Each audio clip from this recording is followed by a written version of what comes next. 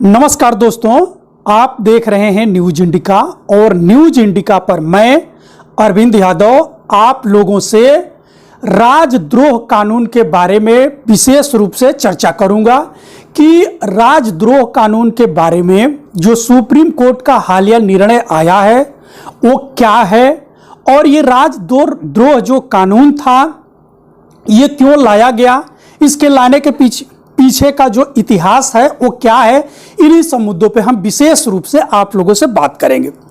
सबसे पहले तो ये समझिए कि ये राजद्रोह कानून है क्या और ये राजद्रोह कानून लाया क्यों गया, इसकी शुरुआत कब से हुई, कहां से हुई, ये तमाम मुद्दे जो है और ये राजद्रोह कानून जो है आज विशेष चर्चा इसकी क्यों हो रही है, इन तमाम पहलुओं को हम लोग एक एक करके पहले जानें। तो देखिए, ये जो राजद्रोह कानून है इसकी शुरुआत होती है इंग्लैंड से। इंग्लैंड में राजशाही थी, वहां पे राजा का शासन था और 17वीं शताब्दी में जब वहां पे क्या हुआ कि ज्ञान विज्ञान जब तेजी से बढ़ने लगा, वहां औद्योगिकरण होने लगा, लोगों की आर्थिक स्थिति बेहतर होने लगी, तो लोग अपने अधिकारों के प्रति भी जागरूक होने लगे और जब जागरूक होने लगे तो उन्होंने सत्ता के खिलाफ आवाज उठाई अपने अधिकारों के लिए। ये तमाम विद्रोह होने लगे, धरने प्रदर्शन होने लगे। तो इन सब मुद्दों से लोगों का ध्यान हटाने के लिए राजशाही ने एक कानून लाया जिसे राजद्रोह कानून के नाम से जाना जाता है। तो ये इंग्लैंड में लाया गया कि सत्ता के खिलाफ यदि कोई व्यक्ति आवाज उठाएगा तो उसे क्या किया जाएगा, दंडित किया जाएगा।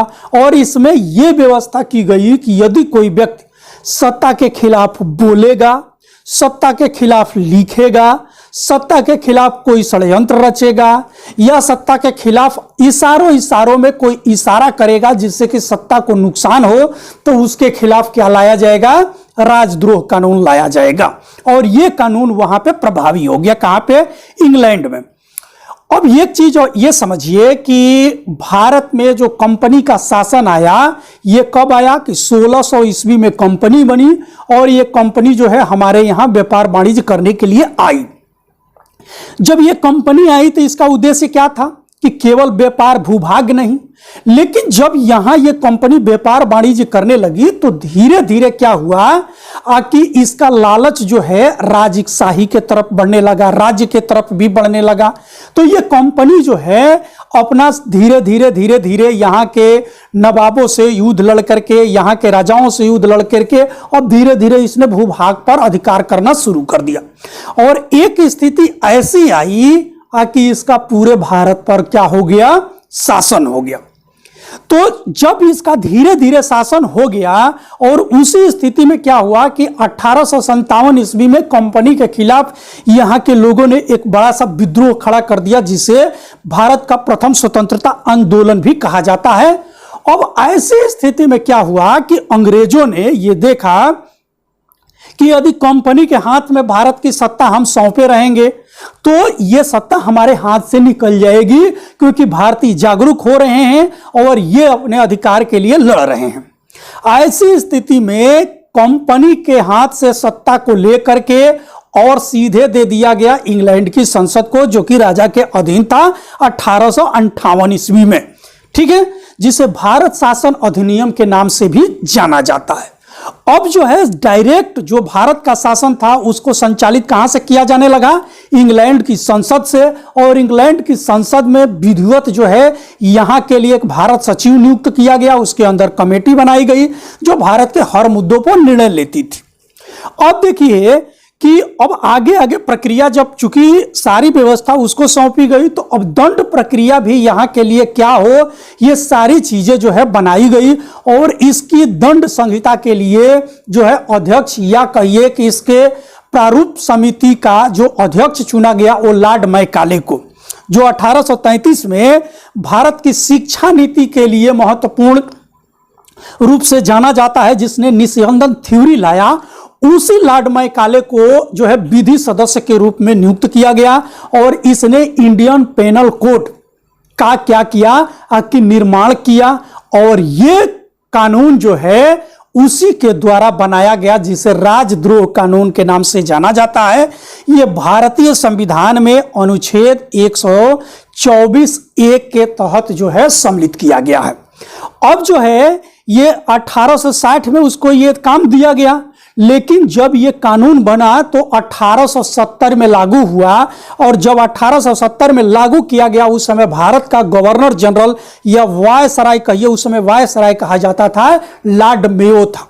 लॉर्ड मेयो के समय में राजद्रोह कानून यानी अनुच्छेद को क्या कर दिया गया, लागू कर दिया गया। अब इस कानून के तहत यही व्यवस्था दी गई जो मैंने आपको पहले बताया कि यदि राज्य के खिलाफ कुछ लिखेंगे, बोलेंगे या आलोचना करेंगे या संकेत इशारों में कोई षड्यंत्र रचेंगे तो ये जो है कानून आप पे लागू किया जाएगा और इसके तहत आपको जेल में ले जाकर के बंद कर दिया जाएगा।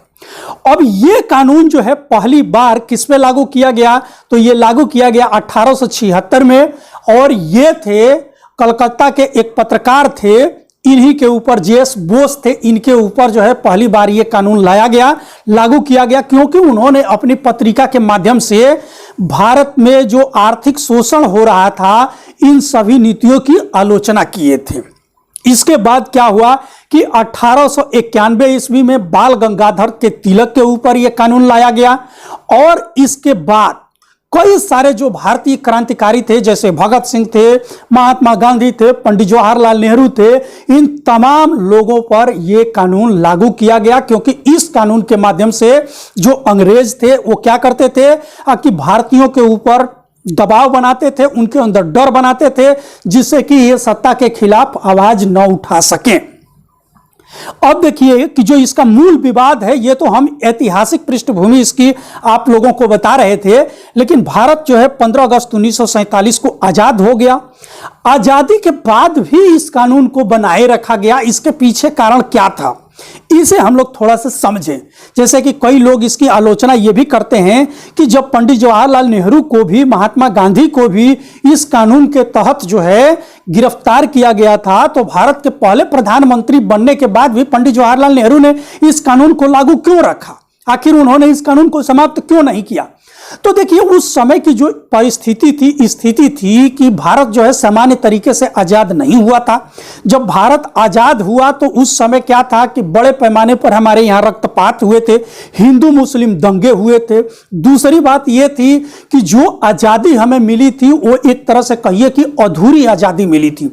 अधूरी आजादी से तात्पर्य यह था कि भारत दो भागों में विभक्त हो चुका था। उसमें यह भी प्रावधान किया गया था कि भारत और पाकिस्तान दो अलग अलग देश होंगे, साथ ही जो हमारे यहाँ 562 रियासतें थी उनको भी स्वतंत्रता दे दी गई थी कि आप चाहें तो भारत में विलय हो सकते हैं और आप चाहें तो पाकिस्तान में विलय कर सकते हैं, या आप चाहें तो स्वतंत्र रह सकते हैं।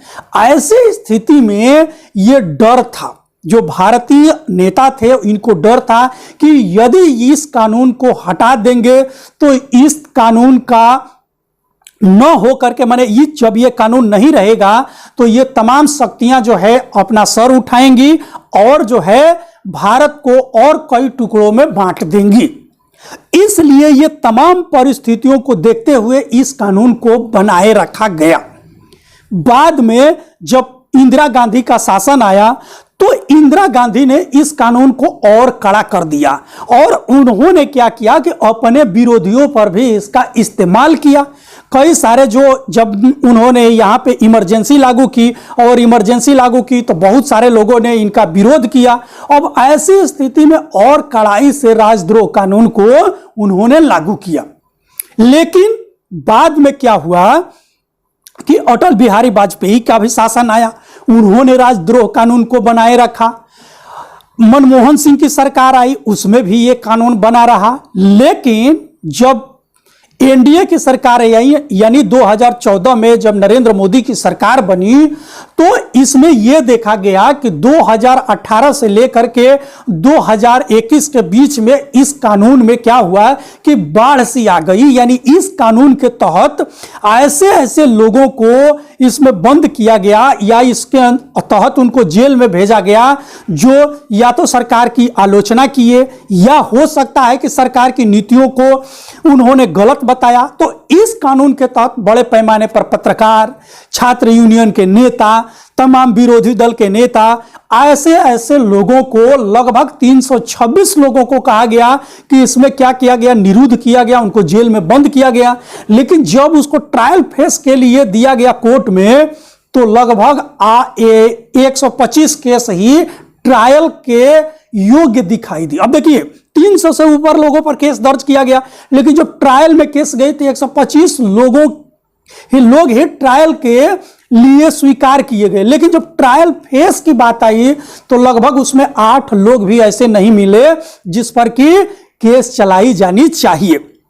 अब ऐसे स्थिति में क्या हुआ कि बड़े पैमाने पर लोगों को पकड़ करके जेल में महीनों 6 महीने तक तो डाल दिया गया, लेकिन उनको ट्रायल के लिए भी अवसर नहीं मिला। इन तमाम चीजों को देखते हुए सुप्रीम कोर्ट ने इस पे क्या किया कि पुनर्विचार करने, इसकी समीक्षा करने का निर्णय लिया।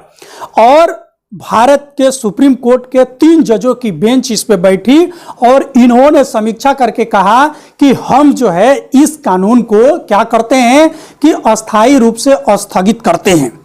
यानी ये कानून जो है किस लिए लाया गया, यदि मान लीजिए कि भारत में राजतंत्र तो है नहीं कि हम राजा की आलोचना करते हैं तो इसलिए राजद्रोह होगा।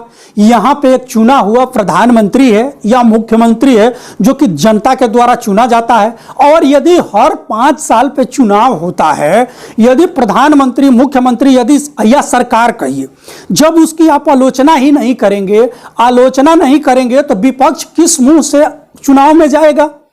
यदि सरकार की आलोचना आप नहीं करेंगे, उसकी नीतियों को गलत नहीं बताएंगे, तो आप किस मुंह से चुनाव में जाएंगे। इसका मतलब कि आप चुनाव ही बंद कर दीजिए और हमेशा एक ही व्यक्ति को प्रधानमंत्री या मुख्यमंत्री बना करके रख दीजिए। तो ये तमाम चीजें जो है सुप्रीम कोर्ट ने अपने निर्णय में ये सारी बातें कही कि सरकार की आलोचना करना या किसी व्यक्ति की आलोचना करना राजद्रोह के श्रेणी में नहीं आता है।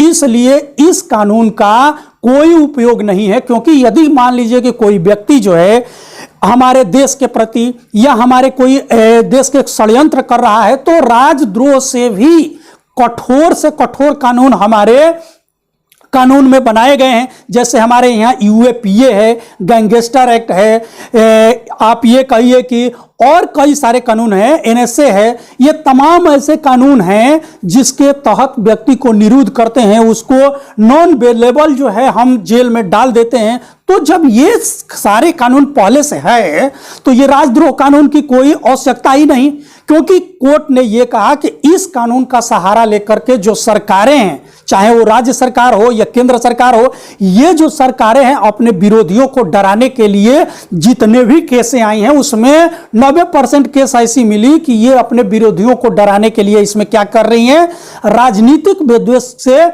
इसको उपयोग कर रही हैं। ठीक, तो इसलिए इन्होंने इस कानून को क्या कर दिया, स्थगित कर दिया। लेकिन केंद्र सरकार की तरफ से सॉलिसिटर जनरल जो अपीयर हुए थे, तो उन्होंने या इसके पक्ष में जो लोग तर्क दिए थे, तो इसके लिए कोर्ट ने कहा कि हम आपके लिए 1 महीने का टाइम देते हैं और 1 महीने के बाद आप जो है इसके बारे में अपना तर्क लेकर के आइए, फिर हम इसकी समीक्षा करेंगे, सुनवाई करेंगे। तब तक के लिए ये कानून पूर्ण रूप से क्या और अस्थायी रूप से क्या कर दी जाती है, स्थगित कर दी जाती है। और इसके तहत यदि कोई भी व्यक्ति जेल में बंद है तो उसे कोर्ट के सामने आकर के अपनी जमानत याचिका के लिए अपील दायर करने का अधिकार होगा। यानी जो भी व्यक्ति इसके तहत निरुद्ध है वो अपनी जमानत जो है कोर्ट से जाकर के मांग सकता है। यदि कोर्ट को लगेगा कि हाँ वास्तविक रूप से इसकी जमानत दे दी जानी चाहिए, तो कोर्ट उसको जमानत भी दे सकता है। तो ये तमाम चीज जो था, हमने राजद्रोह कानून के बारे में जो भी जानकारी थी वो आपके सामने मैं रखा। आपको यदि हमारा ये विचार, सुझाव या जो भी कहिए ये अच्छा लगा हो तो चैनल पे लाइक कर दीजिएगा, नए हैं तो सब्सक्राइब कर लीजिएगा, और वीडियो अच्छी लगी हो तो शेयर भी करिएगा, जिससे कि जब भी इस तरह के मुद्दे आएं तो हम आपसे डिटेल में इस पर चर्चा कर सके। धन्यवाद।